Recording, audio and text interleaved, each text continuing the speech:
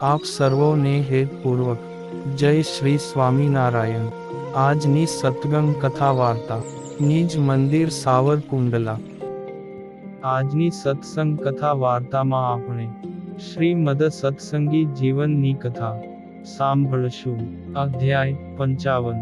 2 સુવ્રત મુનિ કહે છે કે, હે રાજન, આ પ્રમાણે રામાનંદ સ્વામી મુક્ત મુનિના પત્રનો ઉત્તર લખીને શ્રી નીલકંઠ વર્ણીના પત્રનો ઉત્તર લખવા લાગ્યા। હે નીલકંઠ વર્ણી, તમારું કલ્યાણ થાઓ। તમે શ્વેતદ્વીપવાસી નિરન મુક્તોમાં શ્રેષ્ઠ મહામુક્ત જેવા જણાવો છો। તીવ્ર તપશ્ચર્યાથી મનુષ્યોના અંતરમાં બદરિકાશ્રમ નિવાસી સાક્ષાત નારાયણ ઋષિ હોય ને શું એવી શંકા ઉત્પન્ન કરો છો? આવા મહાન તથા મુક્ત મુનિ આદિક સંત મંડળને અતિશય આનંદ ઉપજાવનારા તમોને મારા ધર્મની રક્ષા કરનારા તથા વેદાદિક સત્શાસ્ત્ર સંમત ઘણા રૂડા આશીર્વાદ છે। તમારો પત્ર મળ્યો, તેમાં જણાવેલું તમારું સમગ્ર વૃત્તાંત મેં જાણ્યું। તમારા દેહની સ્થિતિ પણ મેં જાણી। તમારું તપ આ કલિયુગના મનુષ્યોથી ન થઈ શકે તેવું દુષ્કર છે। તમારા વૈરાગ્ય, જ્ઞાન, ભક્તિ, નિયમ પાલનની દ્રઢતા, ધર્મ પાલનમાં નિષ્ઠા અને સમાધિક સદ્ગુણો પૂર્વ જન્મના સિદ્ધ કરેલા હોવાથી આ જન્મને વિશે નાની ઉંમરમાં સહજ પ્રાપ્ત થયા છે। તેથી તેમાં કાની આશ્ચર્ય ન હોય અને અમને પણ નથી। ધ્યાનમાન, તમે જેવા શ્રી કૃષ્ણના દર્શન કરો છો તે શ્રીકૃષ્ણ તેવા જ છે। તેથી તેમના ધ્યાન પરાયણ થઈને મુક્તાનંદ આદિક સંતોની પાસે નિવાસ કરીને રહો અને મારા આગમનની પ્રતીક્ષા કરો। હું વૈશાખ માસ ઉતરતા તમારા સર્વેની પ્રસન્નતાને અર્થે તત્કાળ પીપલાણા ગામે આવીશ। તમે પણ મુક્તાનંદાદિક સંતો સાથે પીપલાણા આવજો।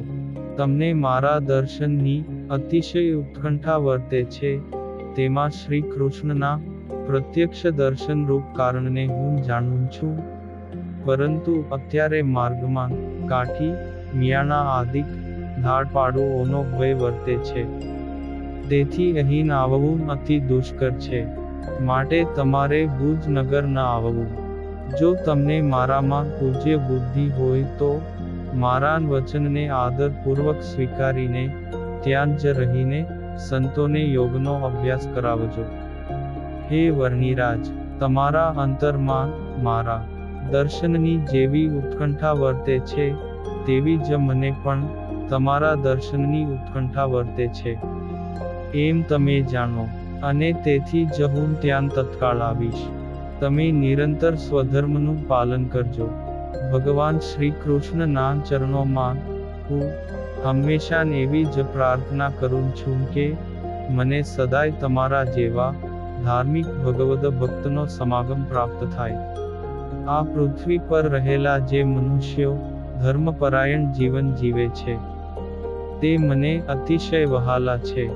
તેમનાથી હું અણુમાત્ર પણ દૂર નથી। તેમાં તમારા જેવા સંતો તો મારે મન ખૂબ જ પૂજનીય છે। તમારા જેવા સત્પુરુષોનું જે ચરણોદક તે તો ગંગાદિક તીર્થોના જળ કરતાં પણ સ્પર્શ કરનારા મનુષ્યોને તત્કાળ અધિક પાવન કરનારું છે। આ પૃથ્વી ઉપર જે મનુષ્યો આપના જેવા એકાંતિક સંતપુરુષોને જમાડે અને પૂજન કરે તે જનોને બ્રહ્માદિક દેવતાઓ સહિત ચરાચર આ સંપૂર્ણ વિશ્વને અનેક વાર જમાડ્યાનું અને પૂજન કર્યાનું પુણ્ય મળે છે। હે વર્ણી, તમારા જેવા સત્પુરુષોમાં મને જેવી પ્રીતિ છે તેવી પ્રીતિ તો મારા આત્મ સ્વરૂપમાં પણ નથી। કારણ કે શ્રી કૃષ્ણ ભગવાનની 9 પ્રકારની ભક્તિનો રસ માણનારા ધાર્મિક સત્પુરુષો જ મારું હૃદય છે। માટે તમારે પણ મારા દર્શન માટે જરા પણ ખેદ ન કરવો। કારણ કે ટૂંક સમયમાં જ પીપલાણા ગામે આપણા બંનેનું મિલન થશે। માટે તમારે મારી આજ્ઞા વિના અહીં ભુજ નગર આવવું નહીં, એવો અમારો આદેશ છે. અને જો સ્વેચ્છાથી આવશો તો મનમાં ઈચ્છેલું સુખ તમને પ્રાપ્ત નહીં થાય. મારા દર્શનના પ્રેમમાં પણ તમારે મારી આજ્ઞાનું ઉલ્લંઘન કરીને મારી સમીપે સર્વથા આવવું નહીં. અને મારે વિશે પ્રીતિવાળા મુક્તાનંદ આદિક સંતોનો આદર ભાવ રાખવો. અત્યંત ક્ષીણ થયેલું તમારું શરીર જેવી રીતે તીવ્ર તપશ્ચર્યા કરવાથી વધુ ક્ષીણ થાય તેવી રીતની તપશ્ચર્યા હવે ન કરશો. કારણ કે આ લોકમાન શરીર છે તે જ ધર્મ સિદ્ધિનું અને ભગવદ પ્રસન્નતાનું સાધન છે. ભગવાનની કૃપા વિના મનુષ્ય શરીર મળવું અતિ દુર્લભ છે, અને તે શરીરને તીવ્ર તપશ્ચર્યા કરીને બહુ દુર્બળ બનાવી પ્રાણ રહિત કરે તો ફરી તેને જ્ઞાન, ભક્તિ, વૈરાગ્ય અને તપનું સંપાદન થઈ શકતું નથી. તેમજ પોતાના ધર્મ માર્ગની સિદ્ધિ પણ થતી નથી. માટે હે તાત, મારું વચન માનીને તમારા માટે નહીં પરંતુ મારા માટે તો તમારા શરીરનું પોષણ કરવું. કારણ કે હે વરની રાજ, આ લોકમાં મારે તમારા થકી ઘણા ધર્મ કાર્યો સિદ્ધ કરાવવાના છે.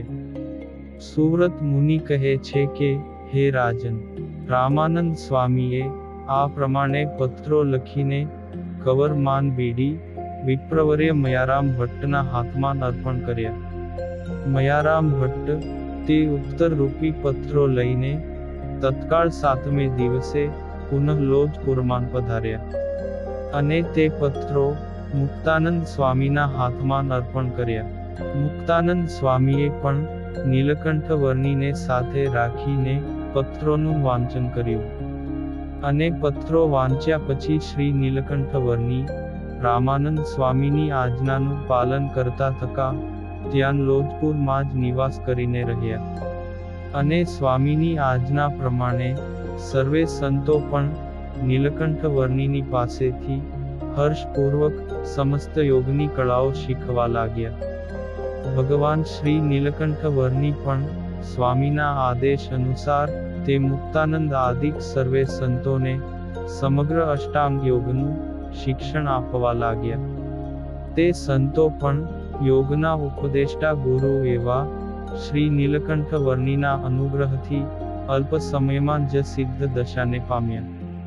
ઇતિ શ્રી સત્સંગી જીવને નારાયણ ચરિત્રે ધર્મશાસ્ત્રે પ્રથમ પ્રકરણે રામાનંદ સ્વામીએ લખેલ પત્રના નિરૂપણ નામે 55મો અધ્યાય સંપૂર્ણમાં.